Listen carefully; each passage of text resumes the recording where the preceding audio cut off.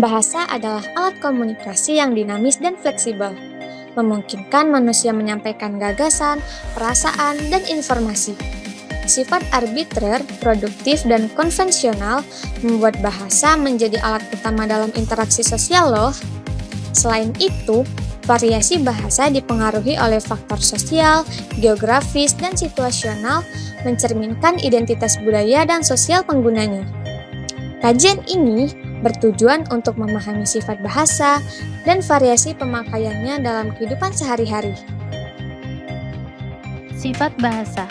Pengertian daripada sifat bahasa, bahasa bersifat manusiawi adalah ciri khas yang membedakan bahasa manusia dari bentuk komunikasi lain yang digunakan oleh makhluk lain. Ciri ini menggambarkan sifat unik bahasa manusia dalam beberapa aspek yang khas sebagai berikut. Yang pertama adalah kemampuan abstraksi. Bahasa manusia memungkinkan manusia untuk mengungkapkan ide dan konsep abstrak yang tidak terbatas pada stimulus konkret atau saat ini. Manusia dapat berbicara tentang konsep-konsep seperti keadilan, cinta, masa depan, dan sebagainya yang tidak memiliki representasi fisik langsung. Yang kedua adalah produktivitas. Bahasa manusia memiliki sifat produktivitas yang memungkinkan pembicara untuk menghasilkan jumlah kalimat yang hampir tak terbatas dengan menggabungkan kata-kata dan aturan tata bahasa yang ada. Kemampuan ini memungkinkan manusia untuk menciptakan kalimat yang belum pernah mereka dengar sebelumnya. Yang ketiga, kreativitas. Bahasa manusia memungkinkan manusia untuk mengungkapkan kreativitas melalui puisi, sastra, musik, dan seni lainnya. Kemampuan untuk menciptakan bahasa yang indah dan ekspresif adalah ciri khas bahasa manusia. Yang keempat adalah keterkaitan dengan budaya dan nilai.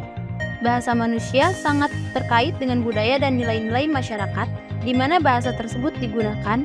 Bahasa mencerminkan cara pandang, norma, dan juga nilai-nilai suatu kelompok sosial. Yang kelima, kemampuan belajar dan pengajaran. Manusia dapat secara efektif mengajarkan dan mempelajari bahasa secara formal.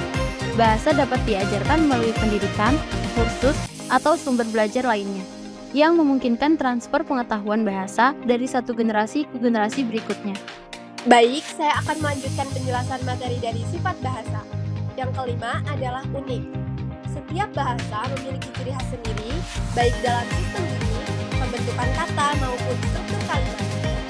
Unik artinya mempunyai ciri khas yang spesifik yang tidak dimiliki oleh yang lain. Lalu, kalau bahasa dikatakan bersifat unik, artinya setiap bahasa mempunyai ciri khas tersendiri yang tidak dimiliki oleh bahasa lainnya.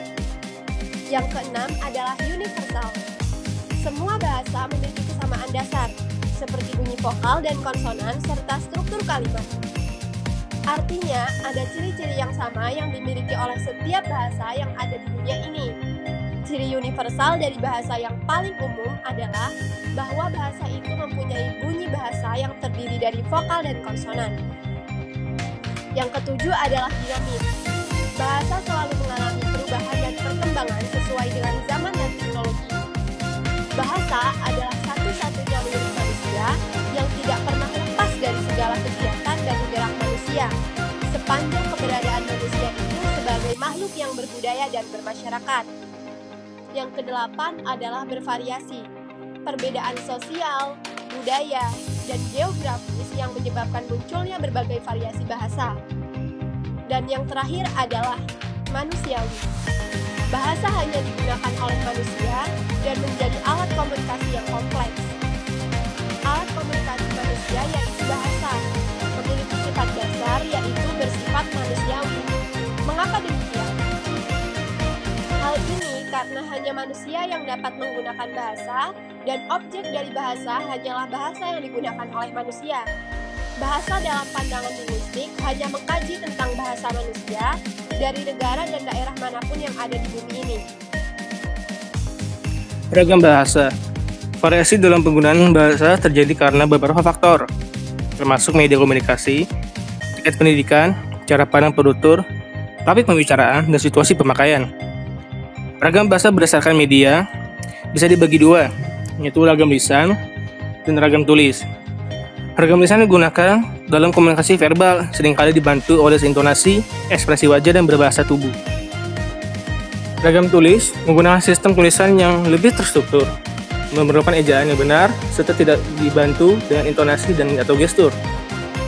Ragam bahasa berdasarkan pendidikan dibagi juga dua, yaitu ragam baku dan ragam tidak baku. Ragam baku digunakan dalam situasi resmi seperti pidato, seminar, atau dokumen akademik. Ragam tidak baku digunakan dalam komunikasi sehari-hari, lebih fleksibel dan seringkali tidak mengikuti aturan baku secara ketat. Ragam bahasa berdasarkan situasi pemakaian dibagi dua juga, yaitu ragam resmi dan ragam tidak resmi.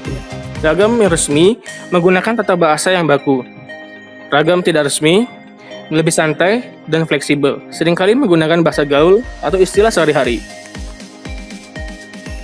Ragam bahasa berdasarkan cara pandang penutur.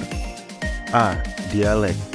Variasi bahasa yang dipengaruhi oleh daerah asal penutur. B. Ragam terpelajar. Bahasa yang digunakan oleh kelompok berpendidikan tinggi biasanya lebih sistematis dan mengikuti kaidah bahasa baku. C. Ragam resmi.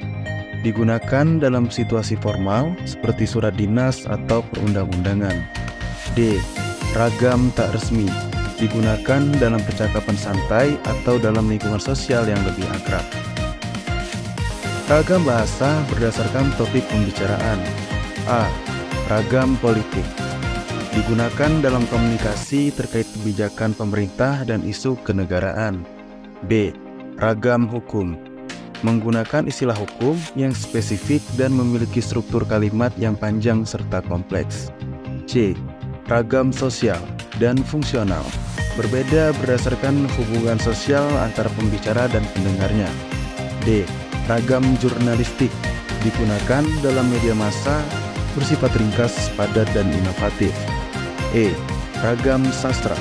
Mengandung unsur kreatif, konotatif, dan ekspresif. Studi kasus ragam bahasa tulis dalam penulisan makalah siswa. Penggunaan ragam bahasa tulis oleh siswa kelas 12 SMA, siswa Medan, beberapa temuan utama dalam penelitian. 1. Kesalahan penulisan. 2. Pentingnya ragam bahasa tulis dalam dunia akademik. Yang harus diperhatikan dalam ragam bahasa atau penulisan makalah. Yang pertama, pentingnya ragam bahasa tulis dalam dunia akademik. Yang kedua, siswa perlu memahami kaidah bahasa tulis yang baik dan benar agar dapat menulis ilmiah dengan efektif. Yang ketiga, penggunaan bahasa baku dalam makalah ilmiah penting untuk memastikan komunikasi yang jelas dan formal. Yang keempat, kesalahan dalam penulisan dapat memengaruhi kualitas dan kredibilitas sebuah tulisan ilmiah. Nah, ada pun kesalahan penulisan yang pertama, kesalahan penggunaan huruf miring dan tebal dalam makalah. Yang kedua, kesalahan dalam penggunaan tanda baca seperti koma dan titik. Yang ketiga, kesalahan dalam menyusun paragraf yang kohesif dan koheren.